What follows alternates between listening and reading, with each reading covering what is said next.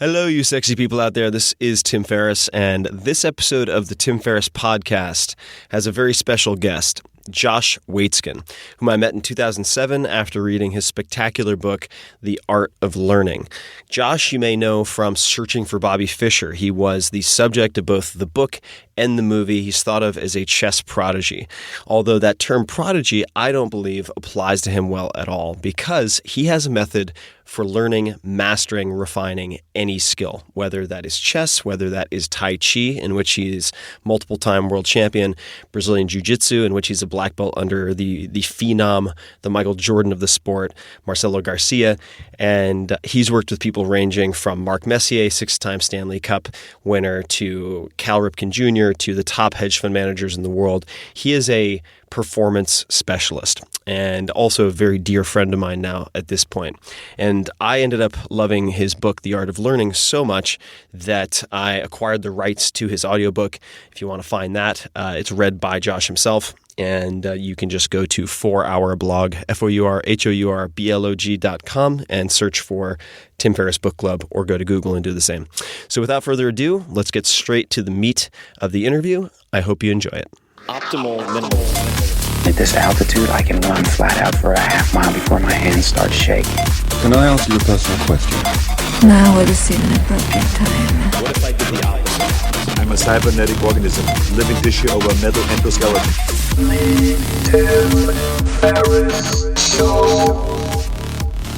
So Josh, I figure we might as well start at the top and do a little retrospective. What led you initially to write The Art of Learning? And of course, that's how I was in many ways introduced to your work, and then through our mutual friend Max ended up connecting. But what was the reason you decided to write that book?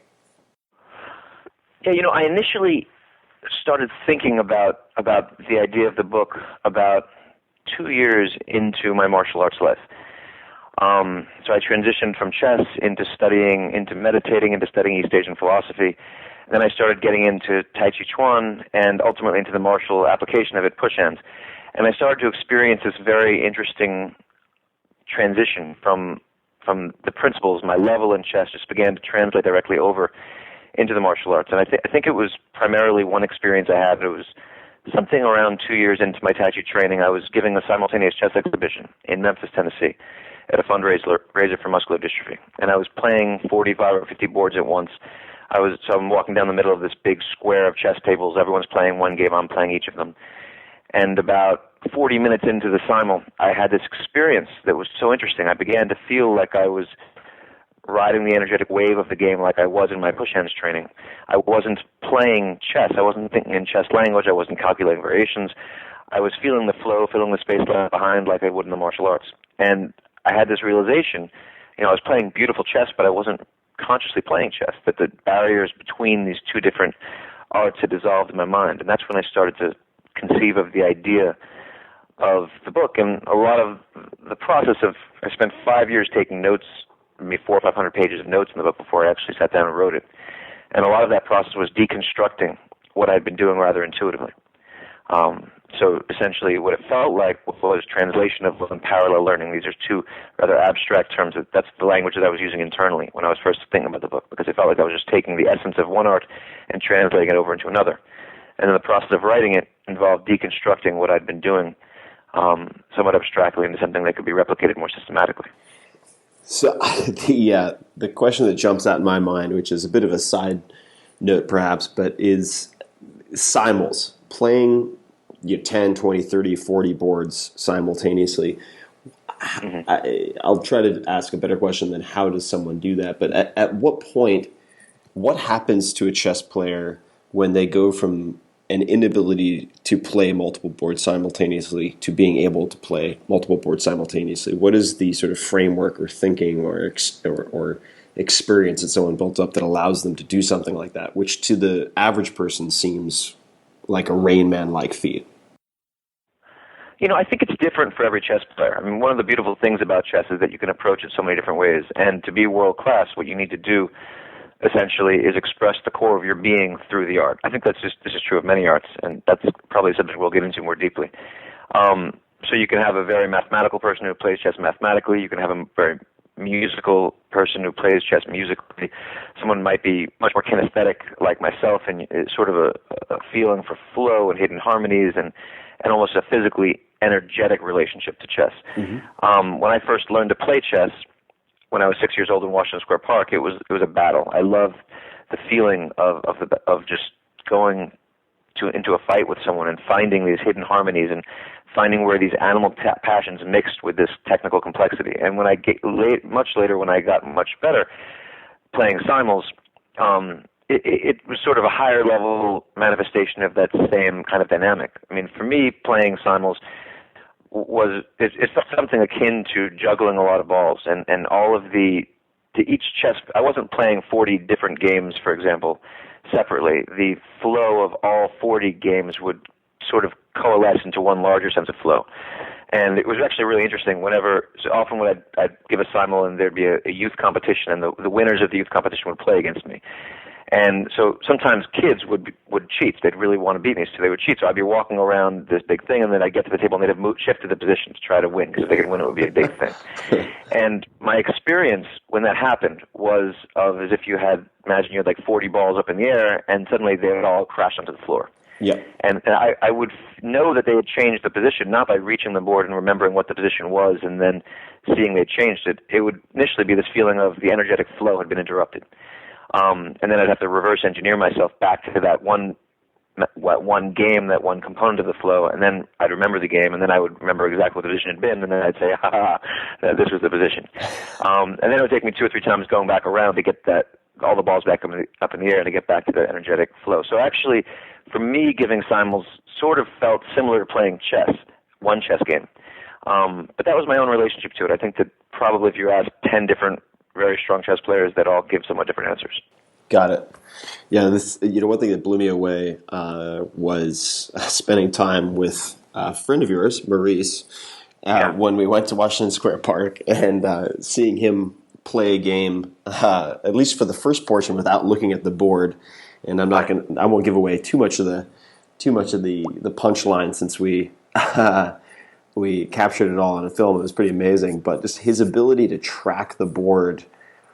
It seemed like by chunking portions of the board into sort of larger, like gestalt pieces. I don't know if that's the best way to express it, but it seemed like his ability to seemingly remember all these disparate pieces was because he had it the board broken down into sort of component chunks, as it were. But I don't want to take us too down that fine line. Let's shift gears. What I'd be very curious to know is, at this point, what because I know, of course, a little bit of the background, but I want to dig into the details. What type of people do you personally work with these days, and why do they work with you? What type of things do you do with them? Yeah.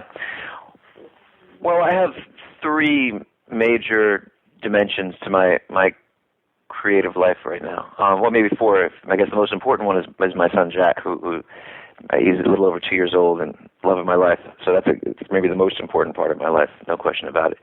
I run a nonprofit educational foundation, and we have called the JW Foundation, the Art of Learning Project, and we have a couple hundred programs in schools around the country, internationally as well. And so this is integrating these principles that I've been developing in schools, working with teachers, parents, and children around this individualized and thematic relationship to learning that I've been developing. So this is one dimension. The other one is I own a martial arts school, a Brazilian Jiu-Jitsu school, with Marcelo Garcia, who's the 9-time world champion. You know him well, Tim. He's just really the Michael Jordan of the grappling world. So this is world-class athletes training there. And then I run a consulting business where I'm training people who are at the cutting edge of the finance world. And this is really interesting work because we're focusing on that last 1 or 0.1% of the learning process, which is really my specialty.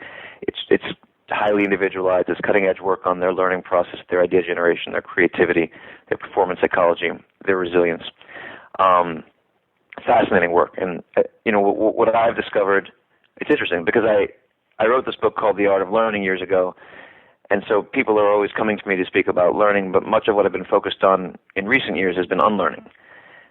When I think about that last movement, from the equivalent of being, say, number 10 to number 1 in the world, or number 5 to being number 1 in the world, it's much more about finding subtle obstructions, finding friction points, releasing them, identifying cognitive biases that might be blocking your way. It's the movement towards unobstructed self-expression. So if you think about your creative process as a hose with a big crimp in it, if you release it, just unbelievable pressure can be released.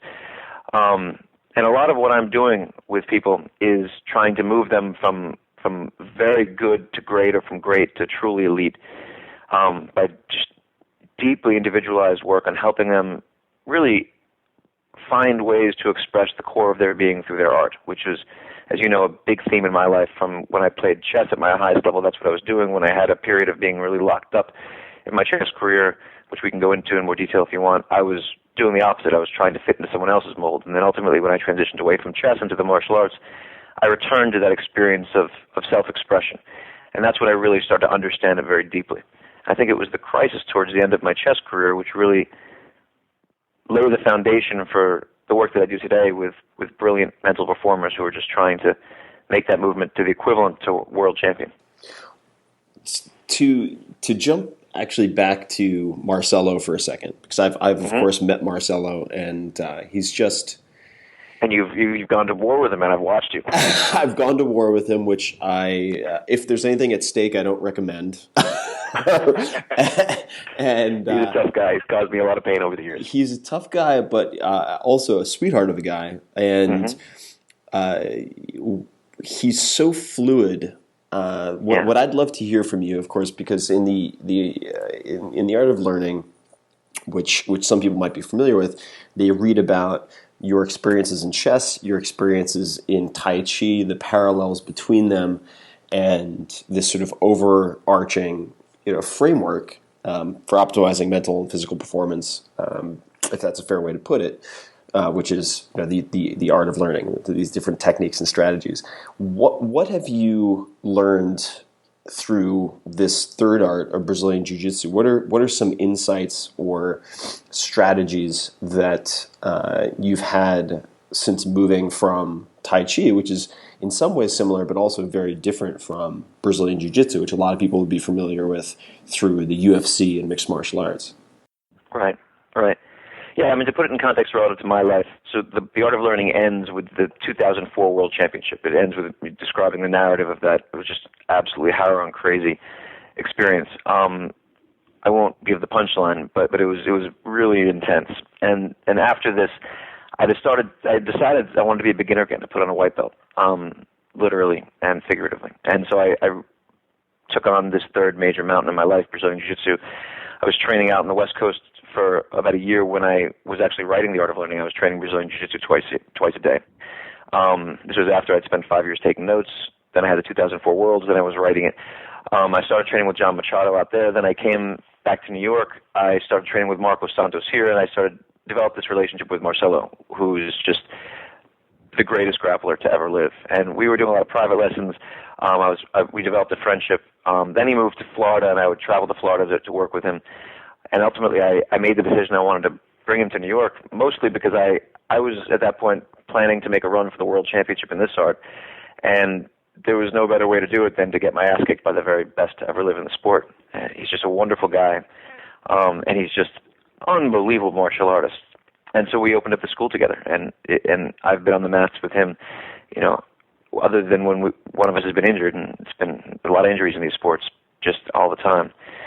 And it's been a fascinating experience. I mean, Marcelo is so profoundly different from me. I'm a really conceptual guy. I think abstractly. Of course, my foundation in chess. Marcelo is one of the most, he's the most kinesthetically overdeveloped person I've ever met. And of course, overdevelopment and underdevelopment tend to come hand in hand conceptually. Could you give me an example of that? What would be an example? Of overdevelopment and underdevelopment? Of kinesthetic, what it means to be kinesthetically.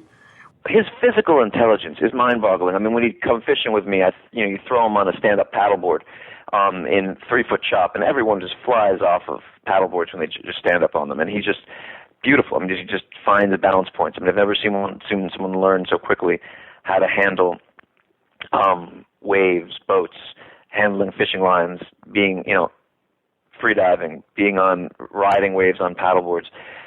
When you're in the marsh, I've been a stand-up fighter for many years. I mean, throwing is my core art. When I've doing stand-up training with Marcelo, I caught him with most of the throws in my repertoire one time. I don't think I've ever caught him with a throw twice. Wow. Which is amazing. And I have guys who were world class who I was training with. I catch them thousands of times. This is a guy.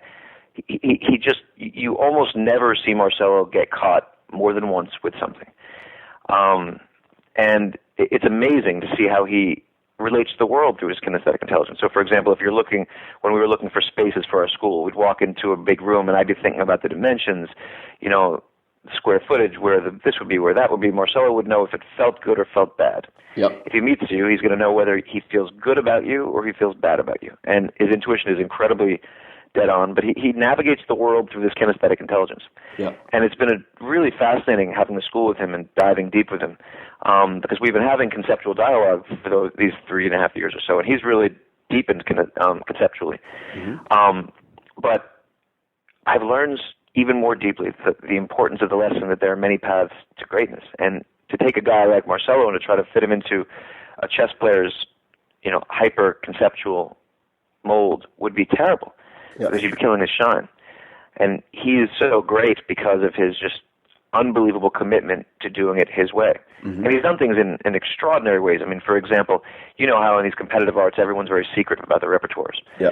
Well, we have this program, which you know well, called MG in Action, where jiu-jitsu guys from around the world log in to watch all of Marcelo's training sessions, his sparring sessions, his lessons, everything. When he was competing in Abu Dhabi Submission Grappling World Championship and Mundials, which is the Brazilian Jiu-Jitsu World Championship, mm-hmm. we were streaming his sparring sessions every night. So he was basically showing his competitors what he was about to use against them in 2 weeks and 3 weeks and 4 weeks. And his attitude about this, which is completely unique, is if you're studying my game, you're entering my game, and I'll be better at it than you. So simple, so pure. And if you think about it, it's really deep.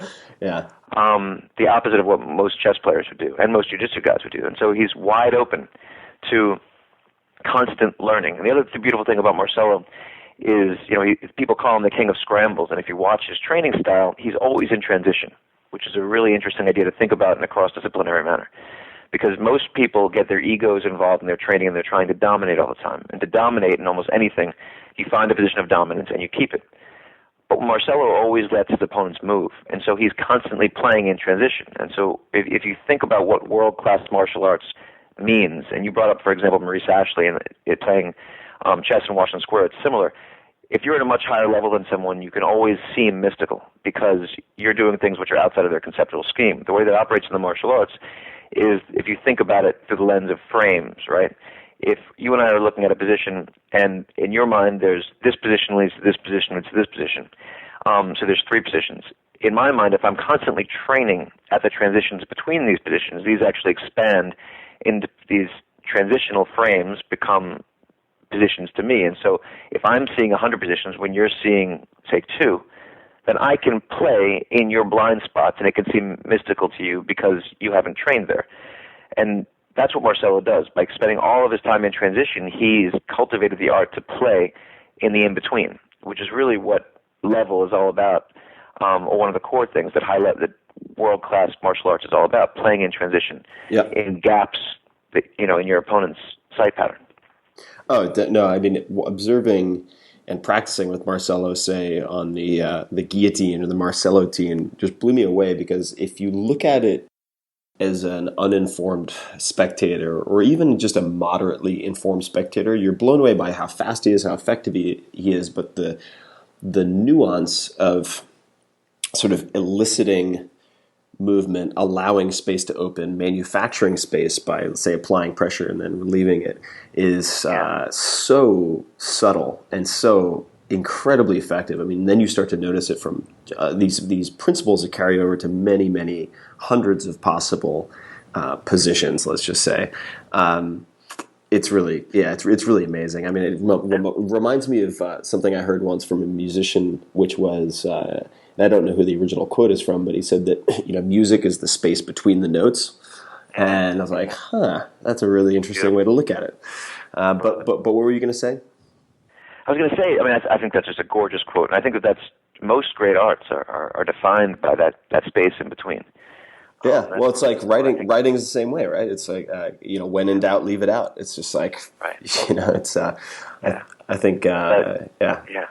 Beautiful point. And of course, the thing about Marcelo is that it can often seem initially that he's moving so fast, but what's incredible is that he can also move very slow and do things that you don't see. Mm-hmm. Just like a great sleight of hand artist who's just practicing the art of illusion when we're not practicing it. It's amazing what can be done with intention, with controlling someone's intention. And this is a lot of my training in push hands related to finding ways to essentially control someone's intention so that you were ahead of them, even if they were ultimately moving first. You were there before they arrived. It's a fascinating psychological component of really high-level training in anything.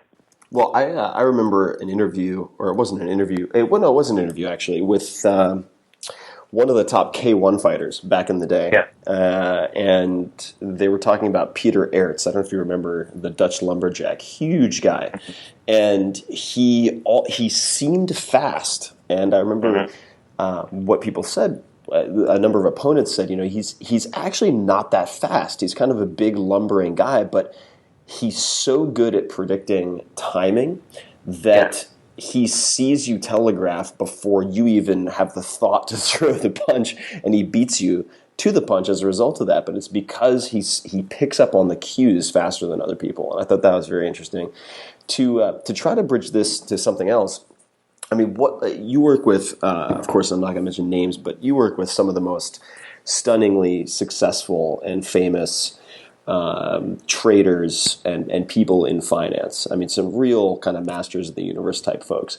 What have you found unique about that group of people?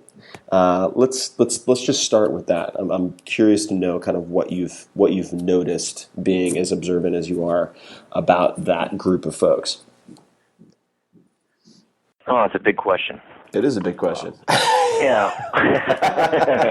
Well, I mean, first of all, I think a core principle to start with is that there are many paths to greatness. I mean, each one of these guys who's really world class is doing it his way, and he's harnessing his eccentricities. He's cultivating his or her strengths as a way of life. There's not an excessive focus on weakness. There's just an embracing of deep study of the preconditions to someone's finest moments of expression and building lifestyles around it. And that's a lot of what I do, is help people understand what makes them tick on a very, very deep level relative to the cognitive biases, where they're locked up, and where do their greatest insights come. What kind of external conditions, what kind of internal conditions. And the ones who are really at the top are people who have mastered this art of deep introspection and taking the result of these introspective processes and turning them into training systems and into a way of life. And it's fascinating how the process works. I mean, what I do with these guys is if after I do my initial diagnostic process, I have ways of revamping their daily architecture, the way they live their life, so that they're, for example, aligning their peak energy periods with their peak creativity work. They're building lifestyles that are just relentlessly proactive, as opposed to reacting to inputs. They're building a daily architecture which is based on maximizing the creative process. And if you think about this relative to most people, a simple case in point is email checking, right? Most people, when they finish a break, even top guys in industries, when they finish a break, whether they wake up first thing in the morning, what do most people do? They check their email. Mm-hmm. When they come back from a workout, whether they check their email. When they come back from lunch, what do? They check their email. And so what you see is this: whenever they're coming back from something after a break, they're soaking in inputs, and so they live this reactive lifestyle. Mm-hmm. Their creative process is dominated by external noise as opposed to internal music. Mm-hmm. And a lot of what I work on with guys is creating rhythms in their life that really are based on feeding the unconscious mind, which is the wellspring of creativity, mm-hmm. information, and then tapping it. So, for example, ending the workday with high quality focus on a certain area of complexity where you could use an insight, and then waking up first thing in the morning, pre-input, and applying your mind to it, journaling on it. Mm-hmm. Not so much to do a big brainstorm, but to tap what you've been working on unconsciously overnight, which, of course, is a principle that Hemingway wrote about when he spoke about the two core principles in his creative writing process were, one, ending the workday with something left to write. Yep. Often mid-sentence, even. Right. So not doing everything he had to do, which most people do because they feel the sense of guilt if they're not working. You and I have discussed this at length. But leaving something left to write and then waking up. And then the second principle, release your mind from it. Don't think about it all night. Really let go. Have a glass of wine.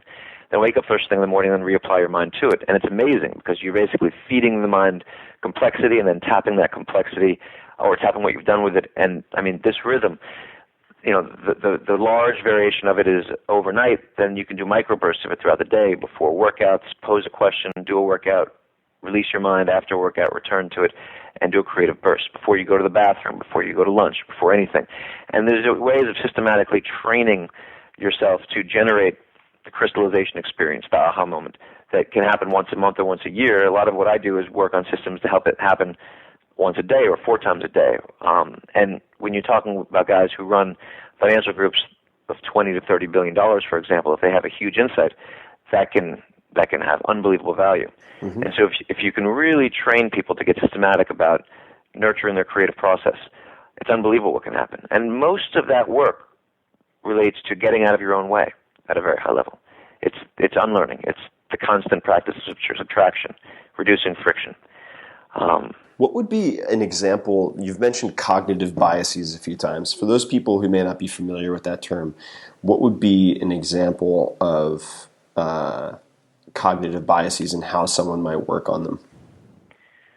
Right. Well, there are a lot of cognitive biases that are specific to certain disciplines, like chess or finance or philosophy. But if we just think about it in terms of everyday life, let's say we make a decision, and we then feel the need to justify that decision. Mm-hmm. And so we make more decisions to justify that initial decision. And then we basically get ourselves into this deep wormhole, which is caused by the attempt to justify the sunk cost fallacy. Exactly. So this is in the financial group or in the world of cognitive biases, will be sunk cost fallacy, right? Mm-hmm. But this is very interesting for example, a chess player who makes a certain decision, and there's a certain emotional and intellectual and time component to the value we put into the thought process behind that decision. And what we often have to do is release it because the position changes shape. A very interesting way that this manifests in chess, which you can think about rather universally, is let's say that there's a certain evaluation to the position, right? Mm-hmm. You and I are playing, Tim, and I have a slight advantage in the position, and I'm nurturing that advantage. I'm nurturing it. In a lot of complexity, I make a slight error, and suddenly the position is equalized, mm-hmm. right? So if I'm holding on to the past evaluation emotionally, where I had the advantage, then what I'm going to do very subtly is I'm going to reject positions that don't give me that advantage. Mm-hmm. But if objectively I no longer have an advantage, then I'm going to be reaching too far, mm-hmm. right? And then I'm going to be rejecting things I should accept, which will make my position slip more and more and more, and you fall into what I call a downward spiral. Yep. So this relates to a lack of presence, which really connects to a cognitive bias, an addiction to a past evaluation as opposed to a present one. Mm-hmm. So that's a very simple example of a cognitive bias. A mental addiction, a thought construct, something that we hold to be true because of some complicated twist in our mind that it's no longer actually true. And so, of course, a very simple antidote to most of this is presence.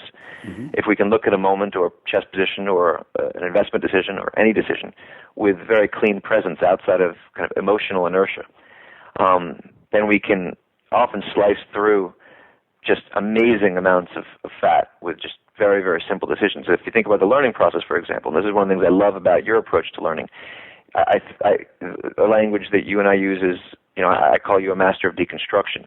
You look at the way people approach different sports and you find the biases, the false constructs. Right. And you find the way to learn to take a very straight path to learning as opposed to people getting mired in all sorts of tangled webs of complexity, which are essentially caused by cognitive biases. Isn't that how you'd put it? Yeah, no, I think that's true, and I obviously appreciate the kind words. I mean, I think you and I have very complementary approaches, and like you've I think said before, I tend to focus on the sort of 80-20 analysis as it applies to people getting up and off the ground as quickly as possible to say, top whatever 5 to 10% in the general population. Whereas what's so cool about our conversations, what I enjoy so much in part, is that you're really focusing on that final leap. How do you go from being great to being the best, right? And they're very complementary skill sets. I think that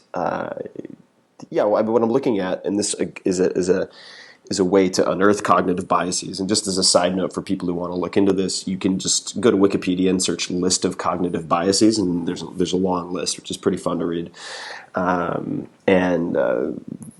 a number of books about these types of things too. Think Twice, I think, is another one. The question that I ask myself, and I'm always interested in the questions that people ask themselves, because I find it to my mind that internal dialogue is what defines your day-to-day thinking and what you think you become. So it's so critical that you ask yourself the right questions. And in my mind, or I should say rather, when I'm trying to deconstruct, say, a sport, all I'll ask is, to start with, what rules are people following that are not required, right? So, outside of the law and science, and even within science and within law, reality is kind of negotiable. So, a good instance of that is the high jump and the Fosbury flops. Dick Fosbury was really the first guy to go backwards over the high jump. And up to that point, there had been straddle kicks and all sorts of different approaches. And he was, ridiculed at first, and then he was called a cheat because he won the gold medal, and now everybody uses that approach. And so, having a list of questions, right? Who's good at this, who shouldn't be, is another one that I love to ask, because you might find someone, for instance, you were talking about the different styles in chess or jiu-jitsu or in chess, as sort of a reference to your first book. You have attacking chess players, right? Then you have very different stylistic differences, and you have very quantitative players. And for the TV show, for the Tim Ferriss Experiment, I did an episode on poker, and I've avoided poker my whole life because I viewed it as a game of chance. And I had a former computer science guy who said, no, I'm not going to teach you to be lucky, because I can't teach you to be lucky, but I can teach you to run some probabilities and only bet when you have a good likelihood of a positive outcome, right? And what was so fascinating is you look at a guy like that, and you'll find highly quantitative, say, hedge fund managers, for instance, or investors of different types, tech investors who go to the World Series of Poker and they run the numbers. That's how they play. And then there are other guys who are completely, seemingly flying by the seat of their pants. They're very kinesthetic. They're playing an intimidation game. They're very physical. So asking myself, for instance, who's good at this, who shouldn't be, if the assumption is you have to be very good at math to be good at poker, right? Who admits to using no math, which might be misinformation, and let me look into how they do it. And then the second question is, have they replicated their results? Are there other people they've taught to do what they do, to try to separate out the nature from the nurture where possible? But I want to come back to the finance guys just for a second, and to ask you about rituals and routines. Then I'm going to ask you about your own. But what are some habits? And it doesn't have to be across the board with all these guys, because they have such different personalities and approaches. But with some of these, really super high level finance guys who are managing tens of billions of dollars, what are some of the habits that you've observed that you find interesting, or rituals? Well, let me answer that by describing some of the keystone habits that I recommend for people to internalize in the field. Is that a good way to approach this? First of all, meditation. We're speaking about this theme of cognitive biases, or basically observing your mental addictions the moment that they set in. Meditation is as deep and as powerful a tool as I could possibly describe. It's maybe 6 or 7 years ago, when I was first talking about meditation with guys in the finance world, it seemed like some woo-woo, strange thing for them to take on. But as more and more people are integrating it into their process, you wouldn't believe how many of the most powerful players in the world are meditating very deeply. It's just an amazing way of deepening the creative process, deepening presence, expanding your energetic relationship to the world, gaining insight, and realizing that most of the thinking that we do basically springs from mental addiction. And much of people's lives are spent in an emotional swirl, which is a reactive one. And having a relationship's presence, which allows you to see through the kind of the illusion of that emotional swirl or of those mental addictions. I mean, meditation is an incredibly powerful tool, which I know you know quite deeply. I've been meditating since I was 17, 18 years old. I know it's a big part of your life as well, Tim. So that's a very, very important habit. The idea of waking up first thing in the morning and turning your mind to creative work, pre-input, as opposed to checking email and getting reactive, opening up your channel to the unconscious mind first thing when you wake up in the morning, doing the same, ending the workday with quality, hugely important. I remember when I went skiing with Billy Kidd, who, as you might recall, was one of the great downhill racers from back in, I think, the 60s Olympic ski team. Awesome dude. Now he's out in Colorado wearing a cowboy hat. Just a timeless guy, brilliant dude. And, you know, he was saying to me years ago when I first skied with him, Josh, what do you think are the 3 most important turns of the ski run?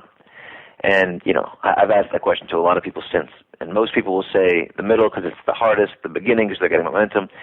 Billy describes the 3 most important turns of the ski run are the last 3 before you get in the lift. And it's a very, very subtle point. And for those of you who are skiers, you know that that's when the slope is leveled off. There's less challenge. Most people are very sloppy then. They're taking the muscles off of they're taking the weight off the muscles they've been using. They have bad form. Problem with that is that on the lift ride up, unconsciously, you're internalizing bad body mechanics. As Billy points out, if your last 3 turns are precise, then what you're internalizing the lift ride up is precision. So I carry this on to, you know, the guys who I train in the finance world, for example, ending the workday with very high quality, which opens up, you know, for one thing, you're internalizing quality overnight. And we're nurturing themes as well as skills, right? It's one thing to learn skills, but the higher art is to learn themes or meta themes that will ultimately spontaneously up into the internalization of hundreds of what I would call local habits. And so if you're practicing quality, you're deepening the muscle of quality. And you're also focusing the unconscious mind in an area of complexity, which you'll then tap first thing in the morning. So this is a core habit.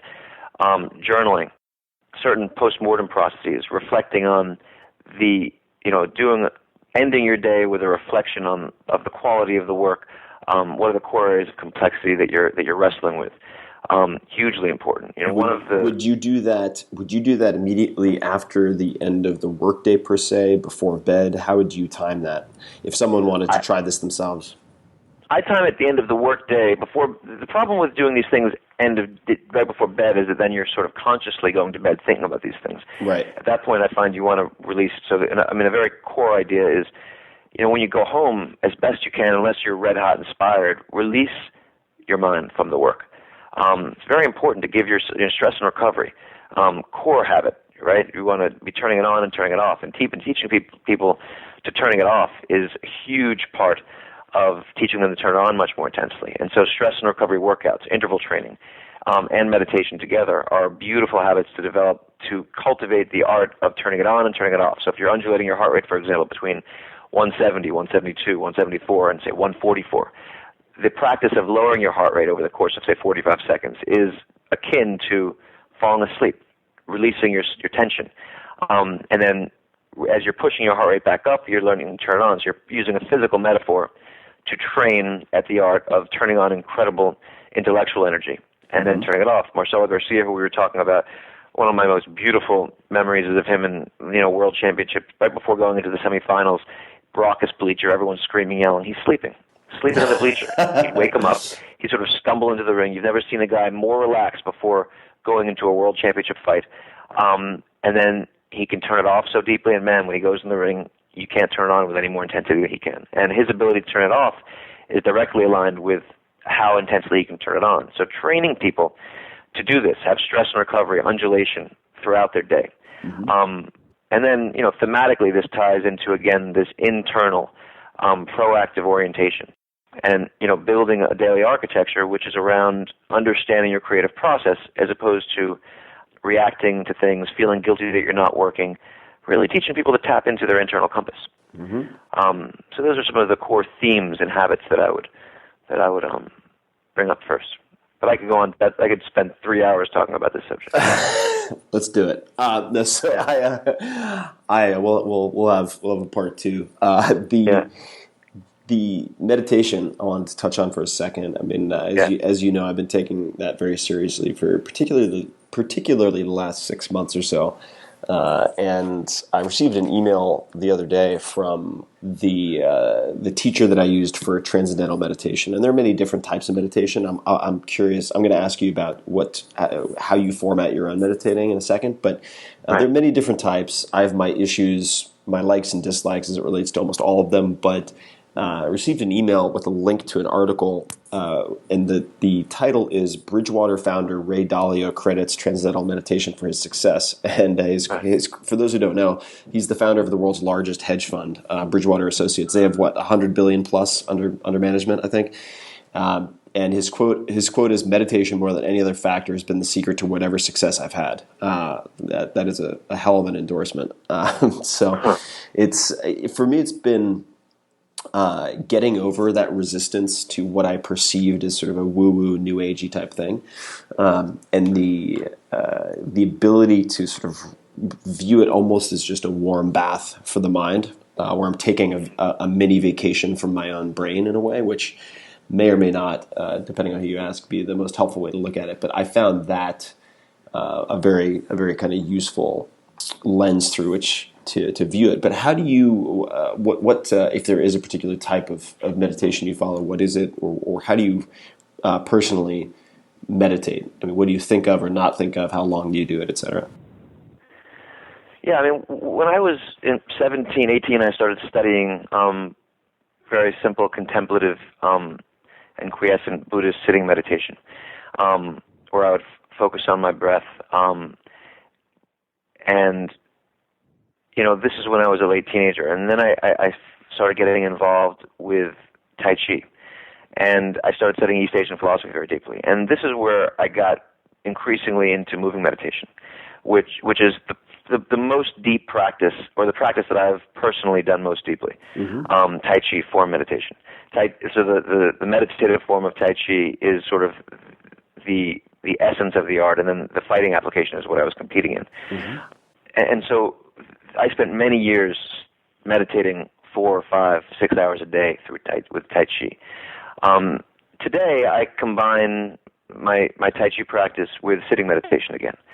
I mean, most people when they enter meditation, what I suggest is they just practice very simple sitting meditation, following their breath, and it's a practice which doesn't have to be very complex. They can, for example, just sit either cross-legged or comfortably in a chair, and follow their breath. And it's very interesting because they'll notice after 1 or 2 seconds that their mind starts racing off.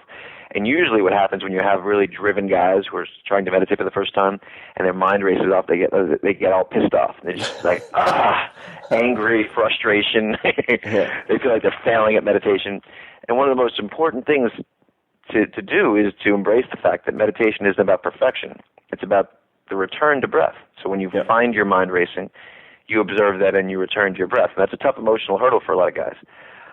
And it's very interesting because over time, you know the metaphor of basically the mind is a wild stallion that over time you're taming, and you ultimately learn to still it. It's racing, it's bucking, it's pulling against anything any kind of line you put on it.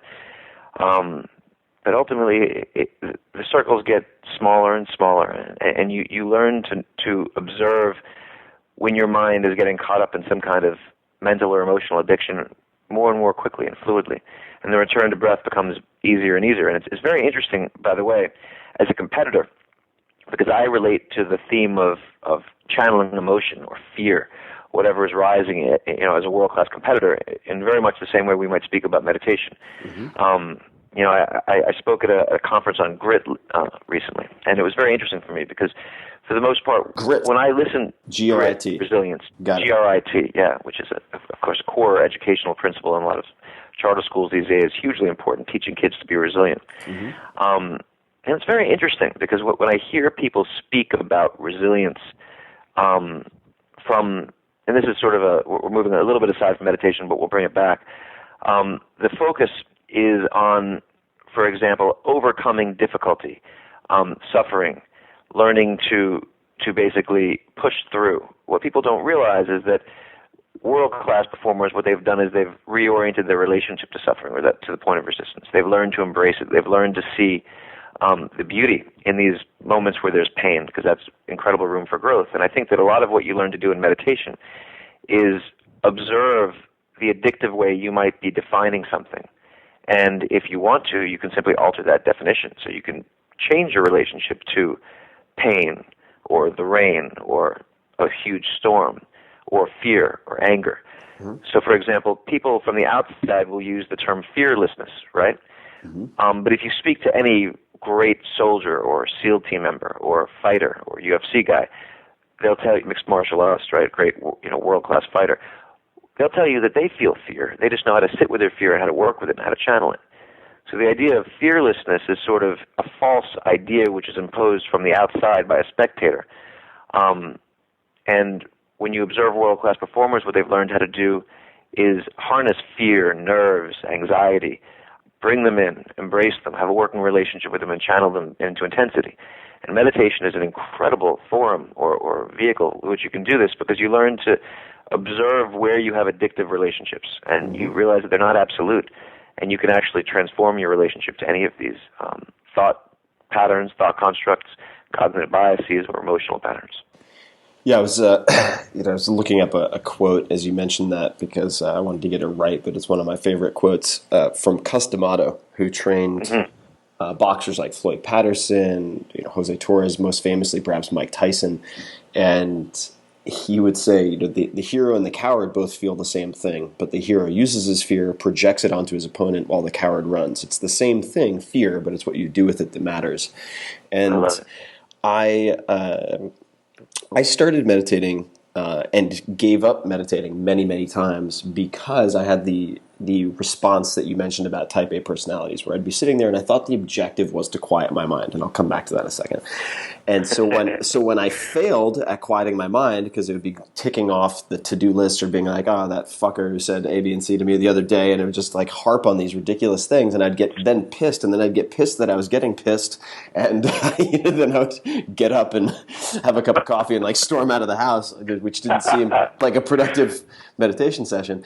I actually started doing it consistently when I kept it really short, and a friend of mine recommended this, where I would, number one, be comfortable. So I would sit down, but to avoid back pain, I would actually lean against a wall, which is very commonly thought of as a big no-no. So I would lean against a wall to keep my back straight, and I would listen to one music track. I would listen to one song every morning, the same song as a cue, and I would just pay attention to my breath and focus on being an observer of my thoughts, but not trying to control them at all. So if all I did was think about my to-do list the entire time, that's fine, as long as I'm paying attention to my breath. And that non-attachment to an outcome, i.e. controlling my thoughts, was very helpful. And the format that I followed subsequent to that, and we could have a longer conversation about why it finally clicked, but the short answer is accountability. I had a teacher who was going to give me a hard time if I didn't do my meditating and then report back,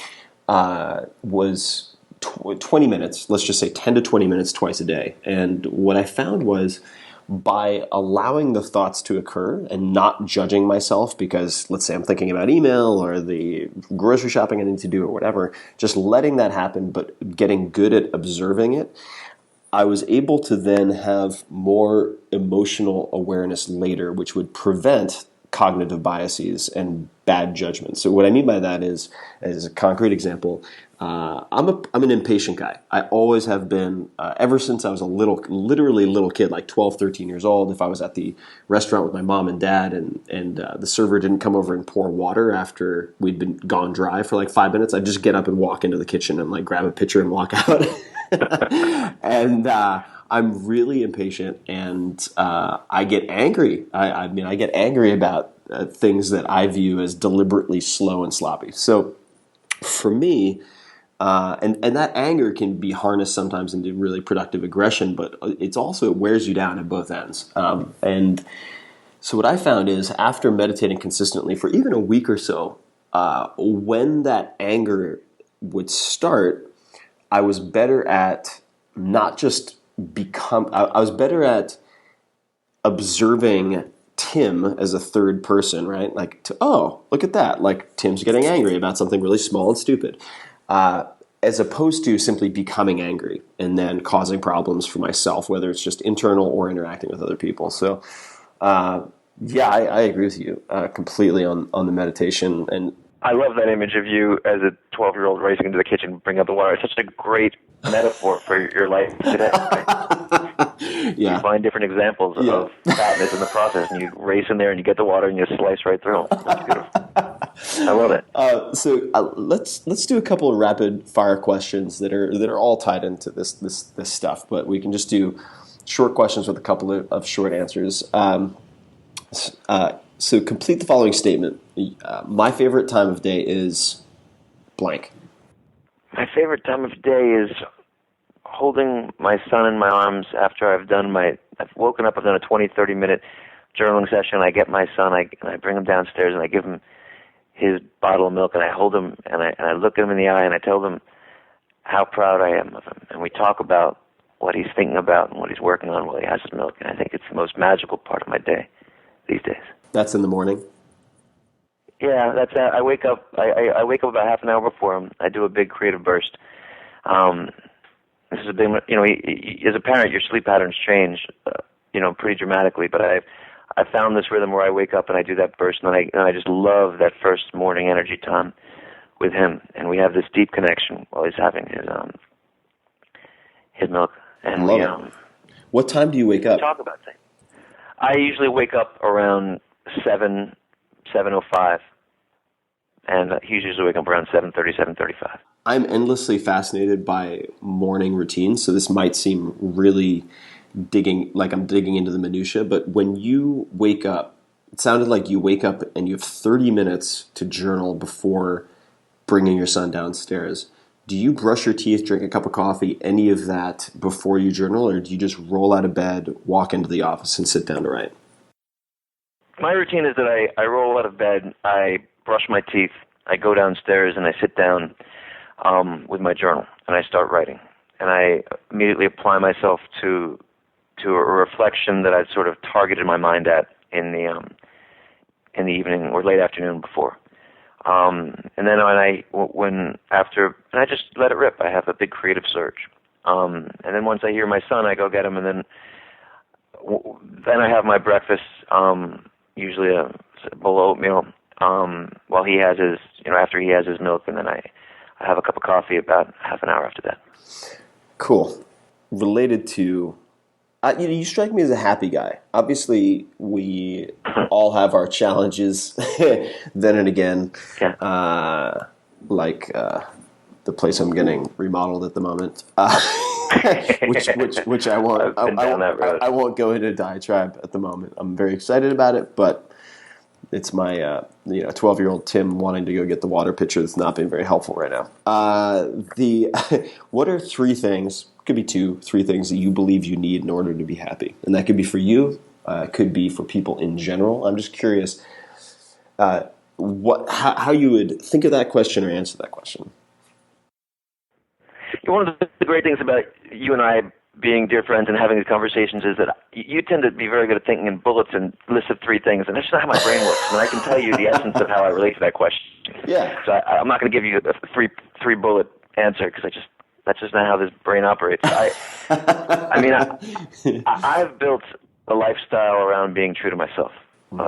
Largely, maybe a big reason is because of my mom used to always tell me as a kid to follow my heart, follow my dreams. I never made decisions for money or for external things. And I always trusted if I was true to myself, these things would follow. And so, my professional life, my foundation, my school, I only work with people who I feel are ethically aligned, who have a good energy, who I feel really good about intuitively.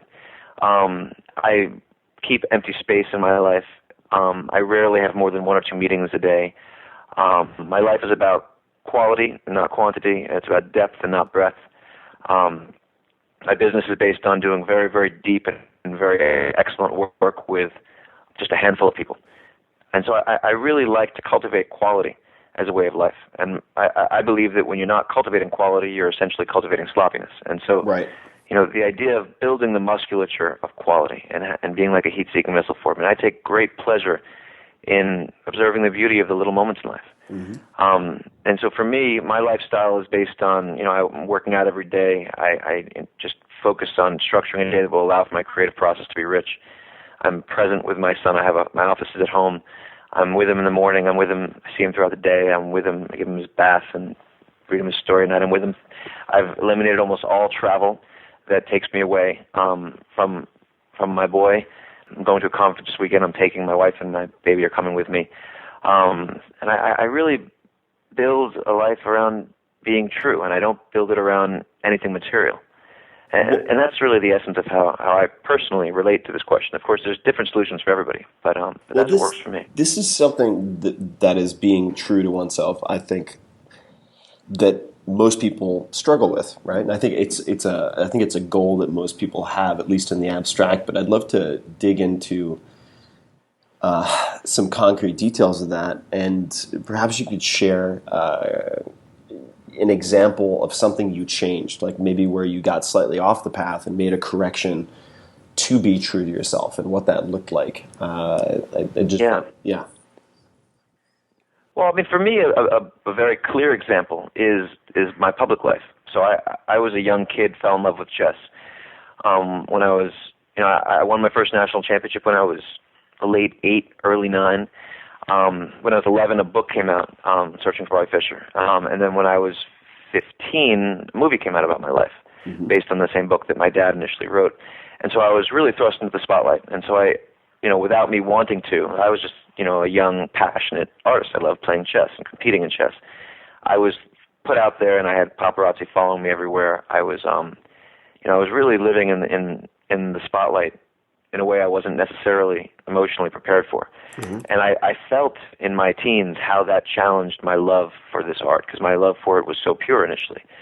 And that tension, that fight to stay true to my art, taught me some very deep lessons. And then after I finished high school, I took off and I left the country largely to study chess very deeply, undistracted from publicity. I moved to Eastern Europe.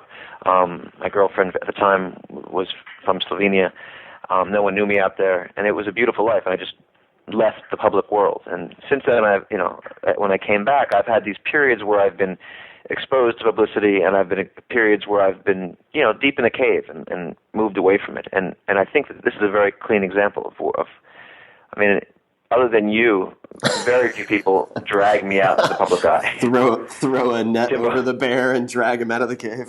You have a way of doing that to me, but in a beautiful way. And I've found that the privacy of my life, not doing things, not getting caught up in the swirl of fame or seeking external adulation, is a very important thing for me personally. And everyone's different, but for me, maybe I have a little bit of an oversensitivity to this because of my youth, because I was out there so intensely as a young guy, and I think it really challenged my love for the game.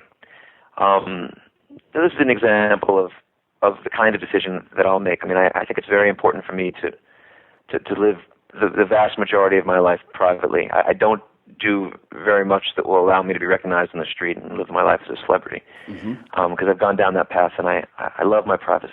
Yeah. And I also have built, a career around my business is working with people who are similar, who are not seeking the limelight, who are not out there on television every day, who are world class, but are no one around them, other than people, very close, have any idea that they have been so incredibly successful from a monetary way. They try to raise their kids not to be spoiled. The kids are gritty kids. They're great philanthropists, really good people. And I'm very drawn to people who have been enormously successful, but don't get caught up in the external crap that comes with success, and are real, who are living their life tapped into the love. And that's how I try to live. What are the books, let's just stick with books for a second, that you've either most gifted to other people or most recommended to other people? Because there are many people listening to this probably who won't necessarily have the opportunity to interact with the types of high-level folks that you and I are so fortunate to have the chance to interact with. But they can do that vis-a-vis books or narratives, documentaries, Right. etc. What are some books that have had a formative impact on you? I mean, so if we go back to when I was 17, 18, Jack Kerouac had a huge impact on my life. On the Road, Dharma Bums. This was just these are the, his books were what initially kind of tapped me into the idea that life could be ecstatically beautiful.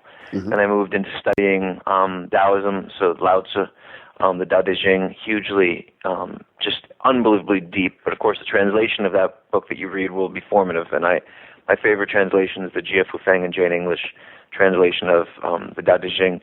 Zen and the Art of Motorcycle Maintenance, I think one of the most important books ever written by Robert Pirsig, who has become a very dear friend over the years. He when The Art of Learning came out, my publisher asked me, who would you love to read this book? And I said, well, the one person I'd really want to read that book is Robert Pirsig.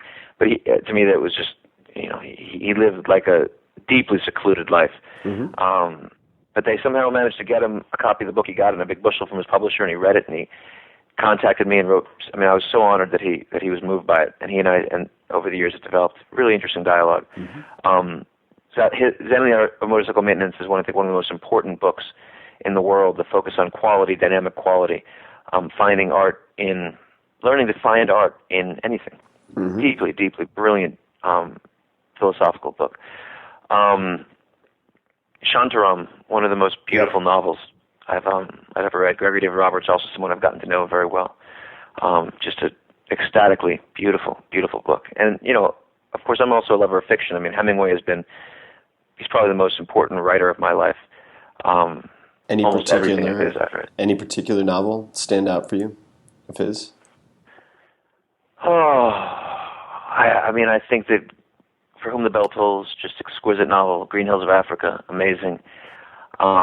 His short stories are utterly magnificent. I think Green Hills of Africa is one of the most underrated books that he's written. Mm-hmm. His complete collection of short stories. I mean, there's one magnificent gem after the next. Of course, Old Man and the Sea is the one everyone speaks about, and it's a beautiful book. I guess if I had to have a favorite, it would be For Whom the Bell Tolls. For Whom the Bell Tolls. Yeah. For those people listening who also want insight into his writing style, A Movable Feast is magnificent book. Yeah. Also, really, and that's where Hemingway really speaks to his writing process. Fantastic book. So fascinating. There's a great book, by the way, Tim, which I think you've read, which is I think it's Hemingway on writing. Yeah, have you read this book? I did read it. Yep, I also read that. Yeah, I mean, if someone wants to get to know Hemingway, it's just a fantastic compilation of all of Hemingway's writing in letters, in his books, in his articles, everywhere, put together thematically, basically Hemingway on the writing process. I think it's one of the most important little collections of on creativity that I've ever run into. Absolutely brilliant book. And it's really short. I remember I read it on Kindle on a short flight that I had, and just jammed right through the whole thing. One of the recommendations was Write Drunk, Edit Sober, and I realized that Write Drunk, Edit Sober does not translate to podcasts very well. The last podcast that I did with my buddy Kevin Rose, if you record drunk and try to edit sober, it doesn't really actually work the same way. Right. That's interesting. Oh, man. And we'll just do a couple more questions because this has been fun. But if you had to run out of your house and just take a handful of things with you, obviously your family is safe, so that's accounted for. What would you take and why? In what kind of situation? In a very dangerous situation? You don't have to fend for yourself with weaponry or create fire with flint or anything like that. There's a fire in your house. You just have to get out to the street, and then you're going to obviously sort things out later. But assuming your family is safe, what would you take with you? Just what you can carry, basically.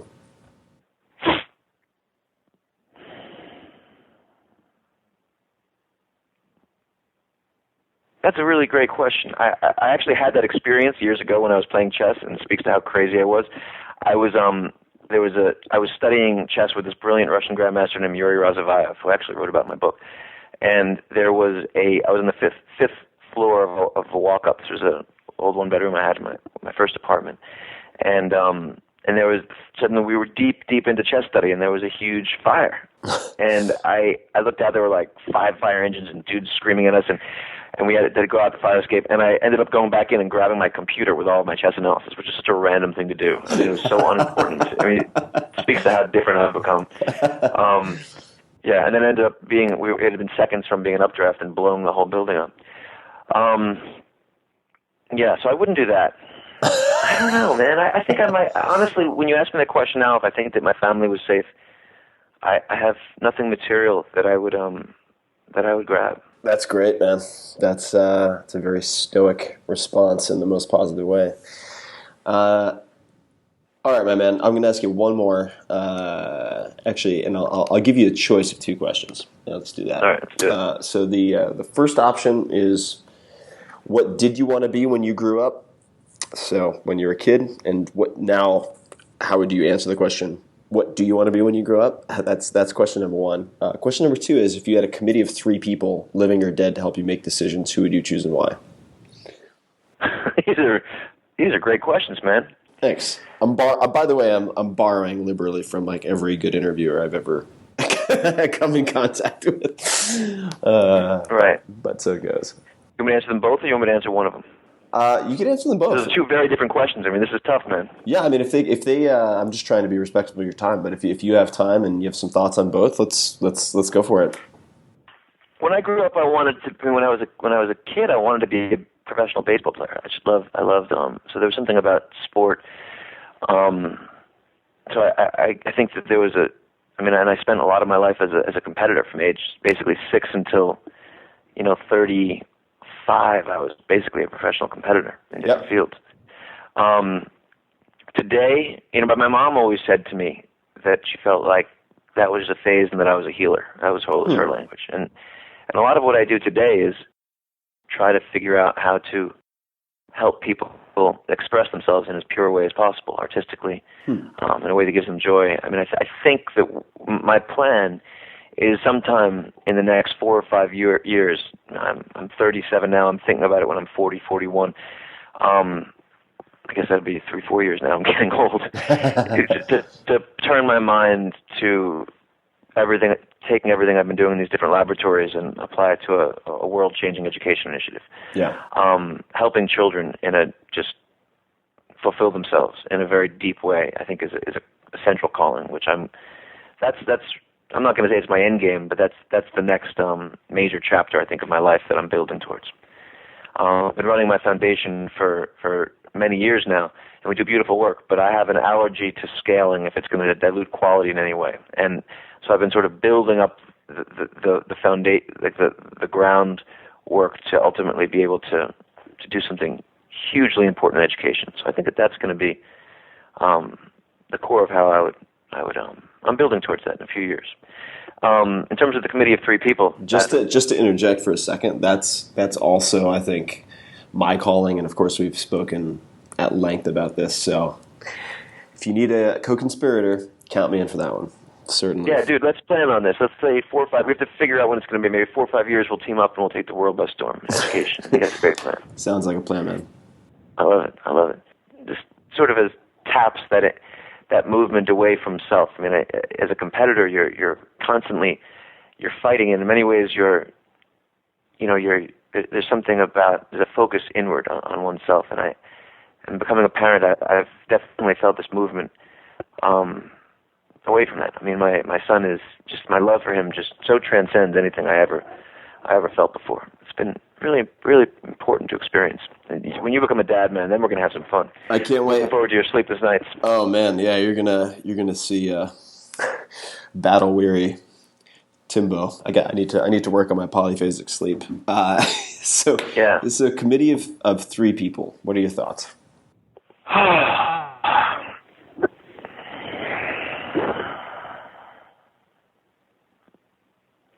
Well, one person who would be on that committee is someone who I know, a very deep friend of mine who happens to be in the finance world.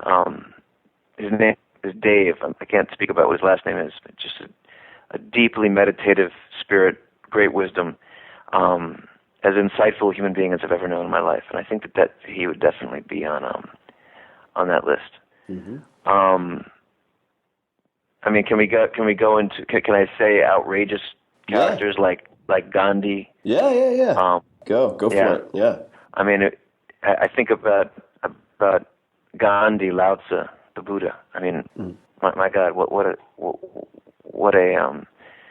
But you see, there's a certain, yeah. I don't know, man. I don't know if I can answer this question very intelligently. That's the perfect way to end. Yeah. I don't know. And Tim, of course, you, man. I mean, you give me so much crap in life that I'd have to call up you because you'd be the one just to keep. You'd definitely be the one to slice through all the nonsense. Yeah. Okay, man. And my mom. That's the most important one. My mom. Yeah. She has given me the most deep advice in my life. I mean, my mom is the one person who has really embraced these crazy decisions that I've made when I've left arts when I was at the tops of those fields, and because of some strange calling I had inside. I think my mom would have to be the top of any list like that. She's my hero. My mom's the greatest person I've ever known in my life. Awesome, man. Well, this has been a lot of fun. Obviously, we're going to have a lot more conversations. Is there anything you want to, any parting thoughts, advice, suggestions, anything like that you'd like to impart? If not, we can call it a day. But the mic is yours if you have anything you'd like to add. No, I love this. It's been really interesting. I mean, I guess if I'm going to close with a thought, it would be that one thing that I've been doing in the last years since writing The Art of Learning is I've been exposed to some of the most brilliant thinkers in these different fields, and I've studied the patterns behind them, and I've studied the people who study them. And one of the things we have to be wary of in life is studying the people who study the artist as opposed to the artist themselves. Persig, who the author of Zen, the Art of Motorcycle Maintenance that I mentioned, he uses this great term, the philosophers and the philosophologists, right? The philosophologists are the ones who are basically philosophizing about the philosophers as opposed to doing philosophy. And the vast majority of philosophers today actually are just philosophologists. Similarly, as you and I have discussed, there's the writers and there's the literary critic. There's the artist and the art critic.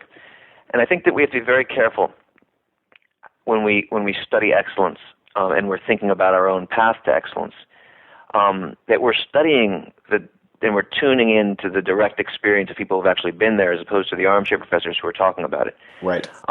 Because, if we spend our life in the trenches and we spend our life studying that last 0.1% of the learning process, what we see is that final passage to excellence is really about navigating that razor's edge where you have to be willing to go right up against a potential enormous blunder.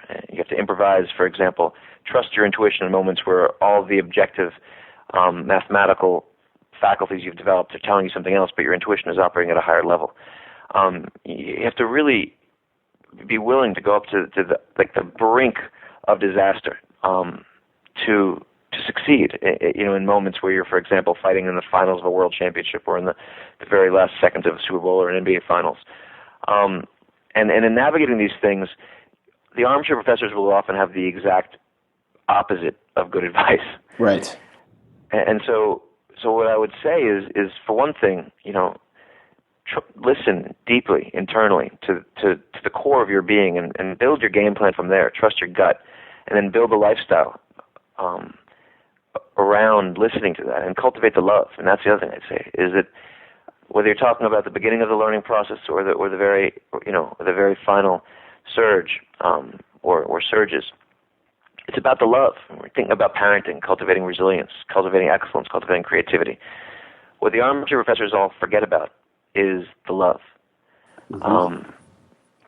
And that's what I see consistently with people who have found the most pleasure, the most happiness, and created the greatest art, is that they have a profound passion for what they do, not only the big moments, but the little moments, the moments that others would call pain. They learn to love practice. They learn to love the point of resistance. I said, don't forget about the love. I guess that's what I'd like to say. That's a beautiful way to end this, man. Well, Josh, I'm sure we will be talking. Next time we'll have some wine. And sounds good, Timbo. And I hope everybody checks out, obviously, The Art of Learning and really keeps an eye on what you have coming when you decide to push stuff out of the cave. So, thanks, brother. This was a blast, man. I enjoyed it. All right, buddy. I will talk to you soon.